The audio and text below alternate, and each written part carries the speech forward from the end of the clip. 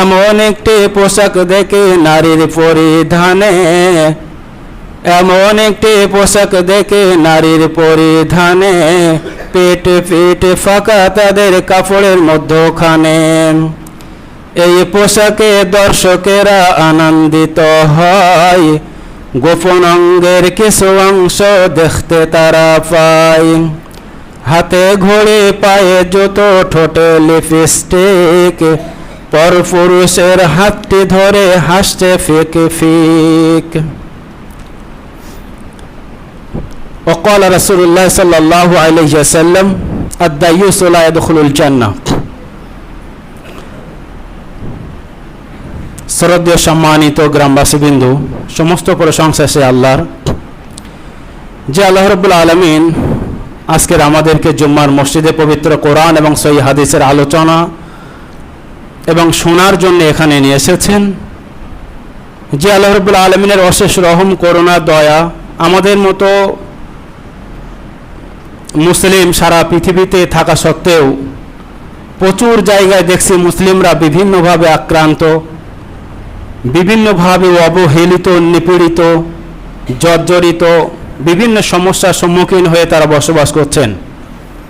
যে আল্লাহ রাব্বুল আলামিন আমাদেরকে এখনো সুস্থভাবে রেখেছেন, সুস্থভাবে জীবনযাপন করার মতো তৌফিক দিয়েছেন, সেই মহান রব্বুল আলামিনের সংক্ষিপ্ত প্রশংসা স্বরূপ আমরা সকলে একবার উচ্চস্বরে বলি আলহামদুলিল্লাহ।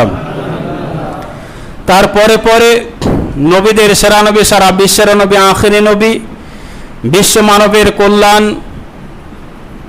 যাকে আল্লাহ রাব্বুল আলামিন পাঠিয়েছিলেন এই উম্মতে মুহাম্মাদীদেরকে ইহদিনাস সিরাতাল মুস্তাকিমের রাস্তায় যাতে করে চলে, নোংরা জাহান্নাম থেকে মুক্তি পেয়ে জান্নাতের মতো সুখময় স্থানে যাতে প্রবেশ করতে পারে, সেই মহামানব সারা বিশ্বের নবী, আখিরি নবী হযরতে মুহাম্মদ বলুন সাল্লাল্লাহু আলাইহি ওয়াসাল্লামের উপরে দরুদ ও সালাম ঝরে পড়ুক। আল্লাহুম্মা সাল্লি আলাইহি, আল্লাহুম্মা আমিন। আমি আপনাদের সম্মুখে পবিত্র কোরআনের সূরা নূরের একটা আয়াত পড়েছি, সূরা আহজাবের একটা আয়াত পড়েছি, হাদিসের অংশ থেকে একটা হাদিস পড়েছি ইনশাআল্লাহ তাআলা। পূর্বে জুম্মায় যে আলোচনা করছিলাম তার শেষ অংশে আজকের আলোচনা করব, আমা তৌফিকে ইল্লা বিল্লাহ। পূর্বে জুম্মা আমরা আলোচনা শুনছিলাম নারীর পর্দা ও যৌনহীনতা। বিশেষ করে সারা পৃথিবীতে যদি আমরা লক্ষ্য করি, সেই সঙ্গে বর্তমান ভারতবর্ষের কী পরিস্থিতি সেটাও আমরা কম বেশি জানি। বিশেষ করে আমাদের পশ্চিমবঙ্গে এখনো পর্যন্ত উত্তাল একটা ঘটনাকে কেন্দ্র করে, যে ঘটনাটি ঘটেছে শুধুমাত্র এই ঘটনাটি একদিন একটা সময়ের জন্য এমনটা নয়, প্রতিদিন যদি আপনারা ব্যুরোর রিপোর্টটা নিয়ে থাকেন তো দেখবেন প্রতিটা দিন, প্রতি মিনিটে এরকম ধর্ষণের ঘটনা সারা ভারতবর্ষের বুকে ঘটে চলেছে। এত আন্দোলন, এত মানুষের বিভিন্ন রকম লেখালেখি, বলা বলি, তারপরেও কেন এটা বন্ধ হচ্ছে না? বিষয়টা হয়েছে, আমরা গাছ পোতার পরে গাছের মূল শেকড় কেটে দিয়ে যদি আগায় পানি দেই তাহলে ওই গাছ কোনোদিন বাঁচবে না। যারা ঘুমাচ্ছেন ঘুম ঘুম ভাবটা ছেড়ে দেবেন। গাছের মূল শেকড় কেটে দিয়ে যদি আগায় পানি দেয় ওই গাছ বাঁচবে না। আর মূল শেকড় কাটা মানে গাছকে একেবারে নিপাত করা। মদ খেয়ে যখন কেউ মারা যায় বিভিন্ন রকম কথা আমরা বলি, এদিকে এই মদ সরকারের কাছে মানে বৈধ ব্যবসা হিসেবে তারা স্বীকৃতি নিয়ে রাস্তাঘাটে এখানে ওখানে বিক্রি হচ্ছে। আবার মদ্যপান করে এখানে এসো না, ওখানে এসো না, এখানে তো বিভিন্ন রকম সমস্যা। মূল যেটা বিষয়, যে ধর্ষণটা হয়েছে, ধর্ষণ করার পরে হত্যা হয়েছে। এর আগের জুম্মা আমি বলেছিলাম, আমি আমার গ্রামে এক কাকার সঙ্গে এই আলোচনা করতে করতে গিয়ে বললাম যে কাকা, যদি আমাদের এই সৌদিতে যে আইন আছে এই আইনটা হলে কি বলছে, বিশাল ভালো, আমার খুব ভালো লেগেছে। কি বলেছিলাম, সেখানে এরকম কোনো প্রমাণ পেয়ে গেলে এক সপ্তাহের বেশি নিয়ে যায় না এবং প্রকাশ্যভাবে মানুষের সামনে থেকে হত্যা করে দেওয়া হয়। আপনারা খবর নিলে দেখবেন সৌদিতে এরকম ধর্ষণের ঘটনা ইল্লা মাশাআল্লাহ শোনাই যায় না, হয়তো কোনোদিন হয়েছে কিনা সেটাও মানে সেই অনেক বড় চশমা লাগিয়ে দেখতে হবে। সেখানেও তো মেয়ে আছে, ছেলে আছে, সেখানেও তো মানুষ বসবাস করে। এর আগের দিন আমি একটা আয়াত পড়েছিলাম সূরা নূরের 31 নম্বর আয়াত, যেখানে আমি বলেছিলাম আল্লাহ রাব্বুল আলামিন মুমিনা মহিলাদেরকে বলেছেন, তোমরা তোমাদের চোখকে সংরক্ষণ করো, নিজের শরীরের হেফাজত করো, বড় একটা ওড়না নিয়ে মাথা থেকে নিয়ে ঘাড় বক্ষদেশ তোমরা ঢেকে রাখো। এটা আমি বলেছিলাম। আর এইটা যখনই আলেম সমাজ যখন এইটা প্রসার করে, এক শ্রেণীর মানুষ তারা বলতে চায় মেয়েদেরকে ইসলাম স্বাধীনতা দেয়নি, মেয়েদেরকে ইসলাম কুণ্ঠিগত ঘর আবদ্ধ করে রাখতে চায়। আসলে কি তাই? আপনারা যদি 1450 বছর আগের ইতিহাসগুলো একটু স্মরণ করিয়ে দিই, ইসলাম আসার আগে মেয়েদেরকে কোনো রকম স্বাধীনতা বলে কোনো জিনিস ছিল না। প্রথমত আমাকে বুঝতে হবে স্বাধীনতা মানে কি। ভারতে আমরা স্বাধীনভাবে বাস করি, এর মানে কি এই যে আমি চুরি করতে পারি? স্বাধীনতার মানেটাই আমরা আসলে উল্টোভাবে নিয়েছি। আমি স্বাধীন মানে কি আমি ডাকাত করতে পারি? আমি স্বাধীন, আমি আমার হাত দিয়ে কি যে কোনো ইচ্ছা সব কিছু করতে পারি? আমি স্বাধীন, আমি কি আমার মুখ দিয়ে যে কোনো কথা বলতে পারি?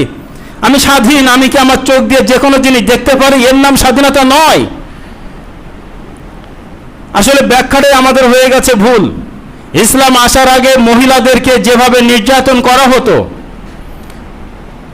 এর আগে আমরা শুনেছি সেই সময়কার যুগে মেয়ের বাবা যদি কোনো পিতা হতেন, তো সেই পিতা সেই সমাজের সবচেয়ে নিকৃষ্ট বলে গণ্য হতো, যে ওর মেয়ে হয়েছে মেয়ের বাবা। কেমন একটা হাসির পাত্র হতো, ছলনার পাত্র হতো, ঠাট্টার বিদ্রুপের পাত্র হয়ে যেত যে ওর মেয়ে হয়েছে। এই ঠাট্টা বিদ্রুপের পাত্র যাতে না হয়, এই জন্য মেয়ে ভূমিষ্ঠ হওয়ার সাথে সাথে সে মেয়েকে তারা জীবিত অবস্থায় হত্যা করে দিত। একজন ব্যক্তির ঘটনা আমরা শুনেছি, যিনি আল্লাহ রাসূল সাল্লাল্লাহু আলাইহি সাল্লাম যখন মক্কা বিজয় হলো, তখন এসে উনি কাঁদতে কাঁদতে বলেছিলেন, ইয়া রাসূলুল্লাহ, আমি এত বড় পাপ করেছি, আমি জানি না আমার সেই পাপ থেকে আমার মুক্ত হবে কিনা। কি পাপ করেছো? ঘটনা আপনারা শুনে থাকবেন। সে বলছে, মানুষের বিদ্রুপের কারণে, ঠাট্টার কারণে আমার বড় হয়েছিল মেয়েটা, বেশ বড়। সেই মেয়েকে আমি কোনো এক জায়গায় নেমন্তন্ন খেতে যাওয়ার নাম করে তাকে সেই জঙ্গলের ভেতরে নিয়ে একটা গর্ত করেছি। গর্ত যখন করছি, মেয়ে আমাকে জিজ্ঞাসা করে, বাবা তুমি গর্ত করো কেন? বলে দরকার আছে। একটু গর্ত করে মেয়েটাকে বলে, মা তুমি মানে ওখানে নেমে দেখো তো কত গর্ত হয়েছে। মেয়েটাকে নামিয়ে দিয়ে সেই বাবা নিজে হাতে করে পাথর নিয়ে উপর থেকে মেয়েটাকে মেরে ওখানে মানে হত্যা করে সেখানে পুঁতে রেখে এসেছিল। আল্লাহ রাসূল সাল্লাল্লাহু আলাইহি সাল্লামের সামনে যখন এই কথাটা বর্ণনা করছে, রাসূল সাল্লাল্লাহু আলাইহি সাল্লাম চোখ দিয়ে পানি অঝর ঝরছে না। একটা কথা বলেছিলেন, হায়, একজন বাবা হয়ে তার নিজের মেয়ের সাথে কিভাবে এই অত্যাচার করতে পারে? একজন বাবা হয়ে তার মেয়েকে কিভাবে এইভাবে হত্যা করতে পারে? আল্লাহ রাসূল সাল্লাল্লাহু আলাইহি সাল্লাম সেদিন কাঁদতে কাঁদতে বলেছে, উনি তাই বলেছিলেন। কোনো পুত্র সন্তানের জন্য বলেননি। কোনো বাবা যদি দুটো মেয়েকে সুন্দরভাবে মানুষ করে, তাদেরকে লালন পালন করে, ইসলামী আদব কায়দার সঙ্গে শিক্ষা শিষ্টাচার দিয়ে যদি বড় করে, প্রথমে তিনটের কথা বলা হয়েছে। একজন সাহাবা বললেন, ইয়া রাসূলুল্লাহ, যদি কেউ দুটো মেয়ে পালন করে? আল্লাহ রাসূল সাল্লাল্লাহু আলাইহি সাল্লাম বললেন, দুটো করলেও তাই। লাস্টে একজন বলছেন, যদি একটা করলেও তাই। যদি একটা, দুটো অথবা তিনটে মেয়েকে যদি ইসলামী শরিয়া অনুযায়ী শিষ্টাচার দিয়ে যদি সুন্দরভাবে মানুষ করার পর তাকে যদি স্বামীর কাছে দিয়ে দেয়, আল্লাহ রাসূল সাল্লাল্লাহু আলাইহি সাল্লাম বলছেন এই ব্যক্তিটাও জান্নাতের মধ্যে প্রবেশ করে। বলেন সুবহানাল্লাহ। তাহলে কোনো ছেলের জন্য বলা হয়নি যে 5টা ছেলে যদি এইভাবে ভালো করে মানুষ করে তুমি জান্নাতে যাবে, 3টে ছেলে ভালো করে মানুষ করলে তুমি জান্নাতে যাবে, একটা ছেলে মানুষ করলে তুমি জান্নাতে যাবে। কোনো ছেলের জন্য এত বড় পুরস্কার দেওয়া হয়নি, মেয়ের জন্য দেওয়া হয়েছে। এই মেয়ে সন্তানকে রাসূল আকরাম সাল্লাল্লাহু আলাইহি সাল্লাম আসার আগে যখন তাদের মাসিক স্রাব হতো, তখন ওই 7টা দিন তাদের ঘরের মধ্যে প্রবেশ করতে দেওয়া হতো না। সেই সময়কার যুগে উট ছিল, আরো যেসব পশু ছিল, ঘোড়া ছিল, তাদের ঘরে সেই সব মেয়েদেরকে রাত্রি যাপন করা হতো। তাদেরকে রান্নাঘরে ঢুকতে দেওয়া হতো না। তাদের সেই সময় ভাবতেরা নোংরা, এরা অপবিত্র। এইভাবে তাদেরকে গোয়াল ঘরের মতো রাত্রি যাপন করানো হতো। ইসলাম আসার পর আল্লাহ রাসূল সাল্লাল্লাহু আলাইহি ওয়াসাল্লাম বললেন যে না, এটা হয় না, মেয়েরা তার বাড়িতেই থাকবে, ঘরেই থাকবে, স্বামীর পাশেই থাকবে, শুধুমাত্র তারা সহবাসে লিপ্ত হবে না, আনুষঙ্গিক সব কিছুতে সে করতে পারে, নামাজ মাপ এবং তাদের শারীরিক সম্পর্কটা বাদ দিয়ে সে রান্না করতে পারে, খেতে পারে, উঠতে পারে, বসতে পারে, স্বামীর সঙ্গে থাকতে পারে, কিন্তু এই দুটো জিনিস বাদ দিয়ে সব কিছু করতে পারে। ইসলাম আসার পরে মেয়েদেরকে গোয়াল ঘর থেকে নিয়ে ঘরের মধ্যে খাটের উপরে শুয়েছে। আর আজকের যারা স্বাধীনতা প্রবক্তা তারা বলে ইসলাম নারীদেরকে কুণ্ঠাবোধ করেছে। আমি আগেই বলেছি, স্বাধীন মানে এই নয় যে একটা মেয়ে উলঙ্গ হয়েছে রাস্তায় রাস্তায় ঘুরবে, মানে স্বাধীন নয়। যদি এটাই স্বাধীনতা হয় তাহলে পাগলেরা 1 নম্বর পৃথিবীতে সবচেয়ে বড় স্বাধীন। কেন এমন পাগল আমরা রাস্তায় দেখি তার পেছন দিক থেকে পুরো আলগা, কখনো দেখি সামনের দিক থেকে পুরো আলগা, কখনো দেখি জামা উপরে কিছু নাই, তাহলে এরাই কি স্বাধীন? এর নাম স্বাধীন নয়। আমরা কাগজ পড়ি, কাগজে কোনো একজন লিখেছেন তার মানে এই বিশেষ করে ঘটনাকে কেন্দ্র করে যে বাড়িতে আপনি আপনার ছেলেকে এমনভাবে মানুষ করবেন, কেমনভাবে মাকে উনি উপদেশ দিচ্ছেন যে মা, আপনি আপনার ছেলেকে মানুষ করেন, আপনি বাড়িতে শর্ট পরবেন। কেন শর্ট? মানে এই শর্ট, এই প্যান্ট, হাফ প্যান্ট আর উপরে গেঞ্জি পর, কেন? যাতে আপনার ছেলেটা আপনার শর্ট পরা দেখে বাড়িতে অভ্যস্ত হয়ে যায়, রাস্তায় বেরিয়ে যাতে আর অন্যদিকে তাকিয়ে আর কোনো অসুবিধা না হয়। এটা উপদেশ, এটুকু উপদেশ। শর্ট পরতে বলছেন, কোনো একজন একটা উপদেশ দিচ্ছেন। আসলে সমস্যা কি জানেন তো, সেই দেখবেন কোনো যুবক ছেলে যখন কোনো মেয়েকে পছন্দ করে এমনি সময়, তখন যত নোংরা ড্রেস পরবে, যত খারাপভাবে ঘুরবে, যত মেকআপ করে চলবে, যুবকটা প্রেমের জন্য প্রস্তাব দেয়। এই যুবককে যদি বলা হয় বিয়ের জন্য একটা মেয়ে খুঁজে, তখন বলে ওই মেয়ে না, একটা ভালো মেয়ে চায়, যে মেয়েটা কি পর্দা করে, যে মেয়েটা নামাজ পড়ে। চিন্তা করেন, তাহলে যখন প্রেমের জন্য মেয়ে খোঁজে, অর্ধ উলঙ্গ মেয়ে খোঁজে, যখন বিয়ের জন্য কোনো মেয়ে খোঁজে তখন ওই মেয়ে চলবে না। মেয়েদেরকে আজকের বলি, আজকে যারা আমরা পিতা আছি, এগুলো অনেকবার হয়তো শুনে থাকবেন, তবু একটু বলি। সাধারণত একটা উদাহরণ দিলে বুঝতে পারবেন। আমরা যারা গার্জেন হয়েছে, যারা বাবা হয়েছি, আপনি আপনার মেয়েটাকে যদি ওইভাবে মানুষ করেন, আচ্ছা আপনি বলেন না, আপনার ছেলেকে যখন বিবাহ দেবেন, আমাদের সঙ্গে তো অনেক বাবা বলেন যে আমার ছেলেটা বড় হয়েছে, আপনারা তো এখানে ওখানে ঘোরেন, একটা মেয়ে দেখলে মেয়ে যদি হয় একটু বলবেন। আমি জিজ্ঞাসা করি কেমন মেয়ে, দুটো কথা বলে যে মেয়েটা লম্বা চওড়া হবে, পরিষ্কার হবে, লম্বা চওড়া পরিষ্কার হবে, যেটা ইসলাম এটা বলেনি। এটা বলে না সে নামাজ পড়ে কিনা, পর্দা করে কিনা, তার বাবা মা নামাজ পড়ে কিনা। মেয়েকে বিয়ে করতে গেলে তার মাকে অন্তত আগে দেখা উচিত, তার কারণ মায়ের কাছে মেয়ে থেকে থেকে অনেক জিনিস শিখে নেয়। সেসব কিছুই বলে লম্বা হবে, পরিষ্কার হবে, এই জন্য তো সমস্যা। আজকের একটুখানি চোখটা বুলিয়ে নেবেন যারা আজকের এই শ্বশুরের জায়গায় আছেন। আমি যে কথাটা বলছি বাড়ি থেকে মেলাবেন, আপনার অটোমেটিক আপনি বুঝতে পারছেন যে আমি কি কথা বলতে চেয়েছি, অটোমেটিক বুঝতে পারছেন।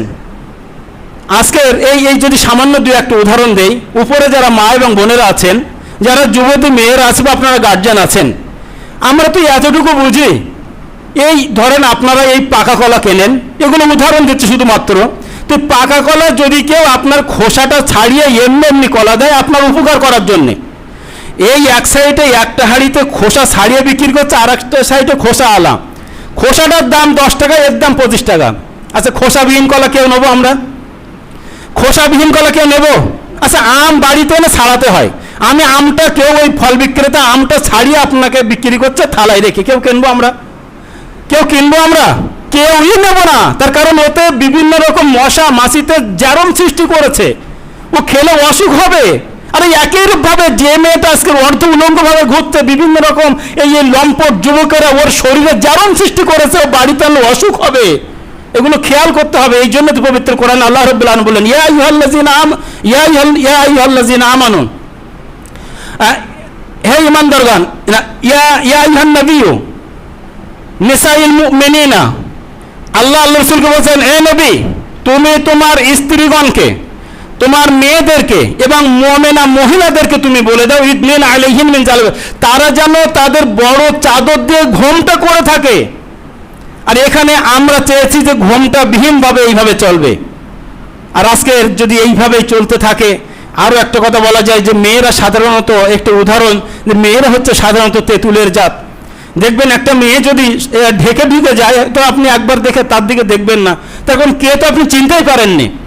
আর যদি আপনার সামনে দিয়ে একটা শরীর স্বাস্থ্যবান ভালো, যদি এই ছেলেদের গেঞ্জি চুজ পরে যায়, আপনার যুবক যারা আছে একবার থেকে তো 5 বার তারা দেখবেই, তাদের লালসার শিকার হবে।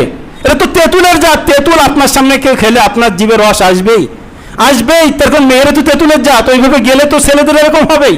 অর্থাৎ আমাদের যেটা বক্তব্য, অন্তত সৌদিতে আমার এক বলতে 4টে মামা সৌদিতে ছিল, এখনো 1-2 মামা আছে, তোরা বলে এতদিন পর্যন্ত সৌদিতে থেকেছি, কোনো একটা মেয়ের এই পর্যন্ত মুখ আমাদের সামনে পড়েনি। তারা তো বিভিন্ন জায়গায় কাজ করে, স্কুলে কাজ করে, মসজিদে কাজ করে, দোকানদারি করে, এমন কোনো মেয়েকে তারা দেখেনি যে তাদের মুখটা পর্যন্ত সম্পূর্ণ দেখা গেছে, সম্পূর্ণ বোরকা দিয়ে আবৃত করা তাদের শরীর। কই সৌদিতে সেখান থেকে শোনা যায় না সেখানে ধর্ষণ হয়েছে, ধর্ষণ করার পরে খুন হয়েছে, এমনটা তো এখনো পর্যন্ত শোনা যায় না। আমরা অন্তত আমাদের যারা মুসলিম আমরা যারা মুসলিম বলে দাবি করি, আমাদের কন্যা, আমাদের স্ত্রী, আমাদের মা যারা আছে তাদেরকে একটু পর্দার কথা বলি না। আপনি বলবেন না পর্দা তো আমার স্ত্রী করে, আপনার স্ত্রী পর্দা করে, আমি দেখেছি। উপরে যারা আছেন আমার অনেক ভাবিকেও দেখেছি, চাচিকেও দেখেছি। চাচি তার পুতনিকে সঙ্গে নিয়ে যায়, 16 বছরের পুতনি, চাচি এমনভাবে পর্দা করেছে চাচি চেনাই যায় না। 16 বছরের মেয়েটা স্পষ্ট, তার মাথা অন্য পর্যন্ত নেই। 18 বছর মেয়ে যেটা সঙ্গে করে নিয়ে যাচ্ছে ওর মতো অন্য পর্যন্ত নেই।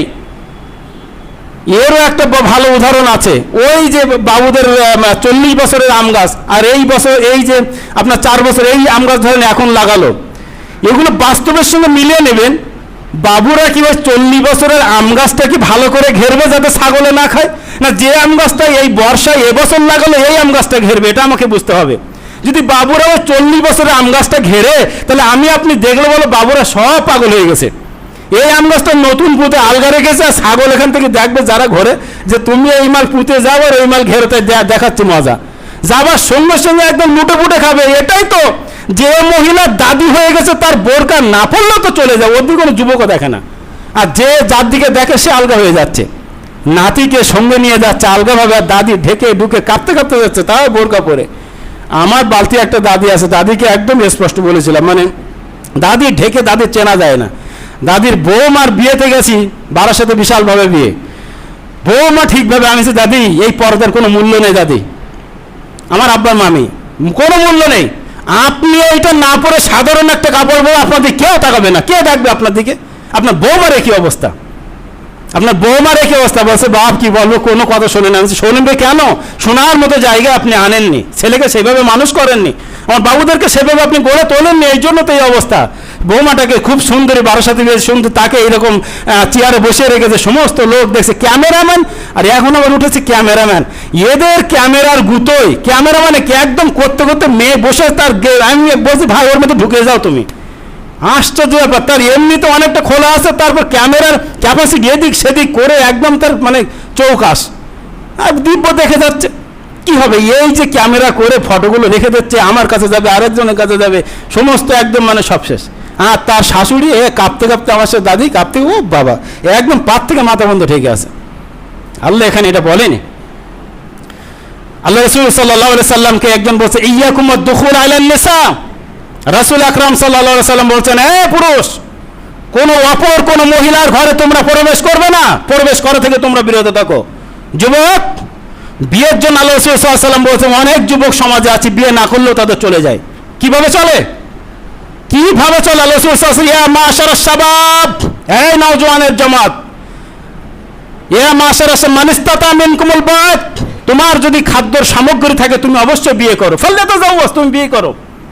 ফাইন্নাহু আগাযু লিল বাসার ওয়া হাসানু লিল ফরাজ, বিয়ে করলে তোমার চোখটাকে সংযত রাখবে, তোমার শরমকে হেফাজত হবে। ওয়া মান লাম ইয়াস্তাতি ফাআলাইহি বিসসাম, আর সেটা যদি না পারো তাহলে তুমি সিয়াম রাখো। 25 বছর, 26 বছর, 28 বছর, 30 বছর বয়স হয়ে গেছে, যুবকদের বিয়ে নেই, কিভাবে চলে? রাসূল আকরাম সাল্লাল্লাহু আলাইহি ওয়াসাল্লাম বলছেন, তুমি সিয়াম রাখো, ফাইন হলো বেজাউন, এটাই হবে তোমার জন্য ঢাল স্বরূপ। আমি বিবাহ করছি না, এমনি এমনি থেকে যাচ্ছি, তাহলে আমি পুরুষ না অন্য কিছু? আর যদি পুরুষ হয় আমাকে বিবাহ করতে পারো, রাসূল সাল্লাল্লাহু আলাইহি ওয়াসাল্লাম বলে ফালইয়াতাযাওয়াজ, তোমাকে বিবাহ করতেই হবে, তুমি বিবাহ করো। রাসূল আকরাম সাল্লাল্লাহু আলাইহি ওয়াসাল্লাম বলছেন, আমরা সমাজে অনেক কিছু শুনতে পাই, দেখতে পাই, কোনো অসুবিধা। রাসূল আকরাম সাল্লাল্লাহু আলাইহি ওয়াসাল্লাম, ইয়াকুম আদ-দুখুল আলান নিসা, হে পুরুষ, তোমরা অপর স্ত্রী লোকের ঘরে প্রবেশ করা থেকে বিরত থাকো। একজন জিজ্ঞাসা করলেন, ফাকাল রাসূলুল্লাহ, ইয়া রাসূলুল্লাহ রাআইতুল হামাম, হে আল্লাহর রাসূল, দেওর সম্পর্কে আপনার ধারণা কি? উপরে যারা মা এবং বোনেরা আছেন আপনারা ভালো করে শুনবেন। রাসূল আকরাম সাল্লাল্লাহু আলাইহি ওয়াসাল্লাম বলছেন, ইয়াকুম আদ-দুখুল আলান নিসা, তোমরা পরপুরুষে অন্য কোনো মহিলার ঘরে প্রবেশ করা থেকে বিরত থাকো। ফাকাল রাসূলুন ইয়া রাসূলুল্লাহ আরাইতাল হামওয়া, একজন ব্যক্তি জিজ্ঞাসা করলেন, ইয়া রাসূলুল্লাহ, দেওর সম্পর্কে আপনার ধারণা কি? রাসূল আকরাম সাল্লাল্লাহু আলাইহি সাল্লাম বললেন, আরাইতাল হামওয়া, দেওর আরাইতা ক্বালাল হামওয়াল মাউত। আল্লাহ রাসূল সাল্লাল্লাহু আলাইহি সাল্লাম বললেন, দেওর হচ্ছে মৃত্যুর ন্যায়, দেওর হচ্ছে মৃত্যুর ন্যায়, দেওর হচ্ছে মৃত্যুর ন্যায়। তাহলে রাসূল আকরাম সাল্লাল্লাহু আলাইহি সাল্লাম প্রথমে বললেন, তোমরা অপর স্ত্রী লোকের ঘরে প্রবেশ করা থেকে বিরত থাকো। একজন জিজ্ঞাসা করছেন, দেওর সম্পর্কে আপনার ধারণা কি? রাসূল আকরাম সাল্লাল্লাহু আলাইহি সাল্লাম বলছেন, দেওর হচ্ছে মৃত্যুর ন্যায়। সে চাস্ত দেওর হতে পারে, আপন দেওর হতে পারে, পাড়া প্রতিবেশী হিসেবে দেওর হতে পারে। দেওর যারা হবে, দেওর বা ভাসুর এভাবে হলে তাকে ঘরে প্রবেশ করা থেকে আপনি বিরত থাকুন। রাসূল আকরাম সাল্লাল্লাহু আলাইহি সাল্লাম এটাকে মৃত্যুর সঙ্গে তুলনা করেছেন। আজকের আপনি শুধু চোখটা ঘুরিয়ে নেবেন, যে বা যারা এইভাবে বেশি যাতায়াত করেছে সেখানে সমস্যা অধিকাংশ হয়েছে, রাসূল সাল্লাল্লাহু আলাইহি সাল্লাম বলে গেছেন এটা মৃত্যুর ন্যায়, এটা কারেন্ট, সেখানে হাত দিও না। যদি এরকম ঘরে কারেন্ট থাকে, আমি আমার স্ত্রীকে পাঠাবো না, আমিও যাব না, কারেন্ট গেলে মৃত্যু হবে। ঠিক একই রূপভাবে কোনো যুবককে এইভাবে ঘরে প্রবেশ করতে দিলে সেখানেও কারেন্ট বলা হয়েছে, কেমন একটা সতীত্ব নষ্ট হবে। এটা রাসূল সাল্লাল্লাহু আলাইহি সাল্লাম বলতে চেয়েছেন। নারীরা আজকের আন্দোলন করে যে আমাদের সমান অধিকার, সমান অধিকার আমাদেরকে দিতে হবে। সমান অধিকার, সমান অধিকার ভালো জিনিস। সমান অধিকার নিতে গিয়ে আজকের এই বিভিন্ন রকম নিগৃহীতা, অপহৃতা, লাঞ্ছিতা, অপমানিতা, পণের কারণে খুন, বিভিন্ন রকম জিনিস সমাজে আমরা দেখতে পাচ্ছি। আর একটা ছোট্ট উদাহরণ দিই, আসলে সব জিনিস তো সবার দ্বারা সম্ভব নয়, কিন্তু এই সব জিনিসে যদি সবার দ্বারা সম্ভব করতে যায় সেখানেই তো সমস্যা। টায়ার টিউবের গল্প তো শুনেছেন, টায়ার টিউবের গল্প শুনেছেন তো? টায়ার তো একটু শক্ত হয়, এগুলো ভাই, আর টিউব তো একটু নরম হয়, এগুলো বোন, উভয়েরই প্রয়োজন। কিন্তু যার সে থাকার জায়গা আলাদা, এটা বুঝতে হবে।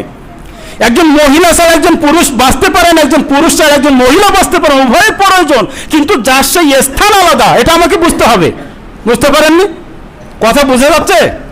যার সে থাকার জায়গা আলাদা। টিউ আন্দোলন করছে যে ভাই, তুমি এতদিন বাইরে থেকে সমস্ত পরিবেশ দেখেছো, আমার ভিতরে আর ভালো লাগে না, তুমি একটু ভেতরে এসে আমি বাইরে যাই। টায়ার বলছে যে বোন, তুমি নরম জিনিস, বাইরে পারবে না। পারি আর না পারে আমি বলবো, সমান অধিকার আমাকে দিতে হবে। সমান অধিকার দিতে গিয়ে কি হলো, টায়ার ভেতরে গেলে টিউর এখানে আসলে টিউ সামান্য একটা কণার ওজন নিতে পারবে, যে এসছে সেই যে গাড়ি চালাচ্ছে পটাশ করে ফেটে গেছে।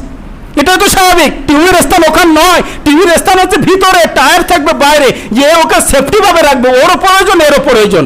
একজন মা, একজন মহিলা, তার স্থান হচ্ছে বাড়ি। আমি এর মানে এই বলছি না সে বাড়ির মধ্যেই থাকবে, সে প্রয়োজনে ইসলামের নিয়ম কানুন অনুযায়ী তাকে বাইরে বেরোতে হবে। কিন্তু তুমি যদি মনে করো, সেই আগের জুমায় গল্প বলেছিলাম, সেই সর্দারদের মতো, যে আমি স্ত্রী যদি বলে তুমি ঘরের মধ্যে হারিয়ে বানাও আর আমি মাঠঘাট করবো, তাহলে তো সমস্যা হবেই, সমস্যা হবেই।